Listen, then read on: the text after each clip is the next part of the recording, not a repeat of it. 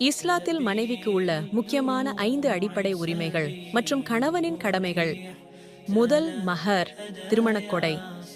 திருமணத்தின் போது கணவன் தன் மனைவிக்கு கொடுக்கும் கட்டாய பரிசாகும். இது அவளது தனிப்பட்ட சொத்து. இதில் கணவனுக்கோ அல்லது அவரது குடும்பத்திற்கோ எந்த உரிமையும் இல்லை. இரண்டாவது, பராமரிப்பு மற்றும் வாழ்வாதாரம். மனைவி செல்வந்தராக இருந்தாலும் அவளுக்கு தேவையான உணவு, உடை மற்றும் அனைத்து அன்றாட செலவுகளையும் கவனிப்பது கணவனின் கடமையாகும். மனைவியின் சம்பாத்தியத்தில் கணவன் உரிமை கொண்டாட முடியாது. 3, தனி இருப்பிடம். மனைவி வசதியாகவும் சுதந்திரமாகவும் வாழ்வதற்கு தேவையான ஒரு தனிப்பட்ட தங்குமிடத்தை அமைத்துக் கொடுப்பது கணவனின் பொறுப்பாகும். 4வது, அன்பு மற்றும் கண்ணியமான நடத்தை. கணவன் தனது மனைவியிடம் மென்மையாகவும் அன்பாகவும் கண்ணியமாகவும் நடந்து கொள்ள வேண்டும்.